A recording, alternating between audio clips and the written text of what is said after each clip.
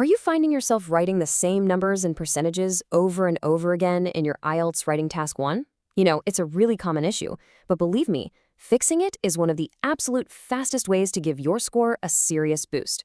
Okay, let's get into it. Does your report just look like a long, boring list of figures, you know, 52% here, 74% there?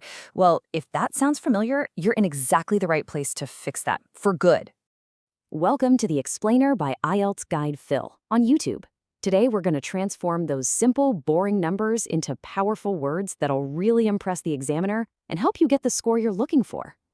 So, here's our game plan. First, we'll talk about why this is so important.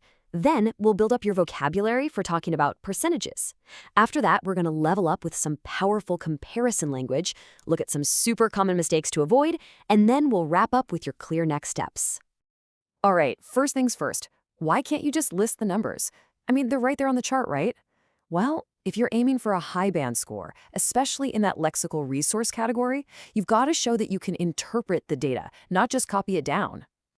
Honestly, using descriptive language is a total game changer. It shows the examiner you've got a great vocabulary, and it makes your writing flow so much more naturally. You get to avoid that robotic repetition of figures. But really, the most important thing is that it proves you're not just a photocopier. You're actually thinking about what the numbers mean. It just makes your report so much better to read. It's a win all around. Okay, let's get into the good stuff. Your vocabulary toolkit. IELTS Guide Pill has broken this all down into really simple, manageable parts, so you can build your vocabulary one step at a time. And we're going to start with common fractions. Now, what's really cool about this is the precision. Don't just learn half for 50%.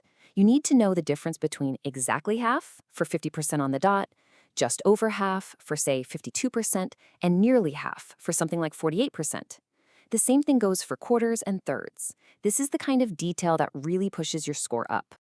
And here is a perfect example of how to use it. See that? You start with the descriptive phrase, just over half, and then, to be perfectly accurate, you pop the exact figure right there in parentheses. This is the gold standard, really. It's sophisticated, it's clear, and it's precise, all in one go. But what happens when the numbers aren't nice, neat fractions? Well, here's your vocabulary for those ranges. For a really small number, like 2%, you can use a tiny fraction. For a good-sized chunk, maybe around 40%, you could say a significant proportion. And for those huge numbers, 90% or more, the vast majority is the perfect phrase. Let's look at another one. I mean, saying 92% of households is correct, sure, but it's a little dry. Saying the vast majority of households, 92%, now that tells a story. It really emphasizes the scale and shows you get how important that number is. Okay, so describing single numbers, that's a fantastic start. But the very highest scores, they go to students who can actually connect the dots. A Task 1 report isn't supposed to be a list. It's all about showing the relationships between the numbers. This right here is your language for multipliers. So instead of saying category A was 100 and category B was 200, you can say category B was twice as high as A, or maybe the figure for B was double that of A. See all the variety you have? Doubled, tripled, halved? This is absolutely essential for a high-scoring comparison. Here's a brilliant example from one of IELTS Guide Phil's model answers. This one sentence is so much more powerful than just saying, industrial consumption was 450 and residential was 150. It instantly paints a crystal clear picture of how these two things relate to each other. Okay, quick time out for a super important grammar point. Look at that phrase on the right, 3 times higher. It's a little bit ambiguous, right? Some people might think it means a total of 4 times the original number. So, to avoid any confusion at all, always use the clear language on the left. Sales tripled or sales were 3 times as high as. They're precise and everyone will know exactly what you mean. All right, now let's put all this great knowledge into action by looking at some common traps that IELTS Guide Phil sees people fall into all the time, and, more importantly, how you can fix them. Okay, mistake number 1. Can you spot what's wrong with this sentence? The word exactly means, well, exactly. But 74% isn't exactly 3/4, is it? 3/4 is 75%. So this sentence actually contradicts itself.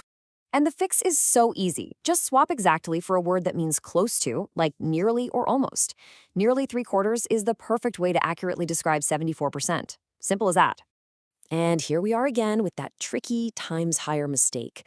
An increase from 100 to 300 means the final number is 3 times the original.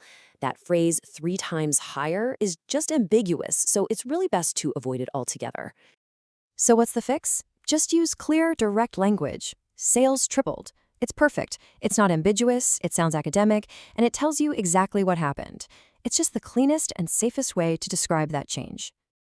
So we've gone over all the vocabulary, the language for making comparisons, and the common mistakes to look out for. Now let's pull it all together into a final checklist that you can use every time you practice.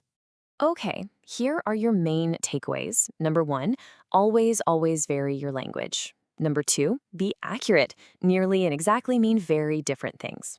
3, combine your words with the actual numbers and parentheses for perfect clarity.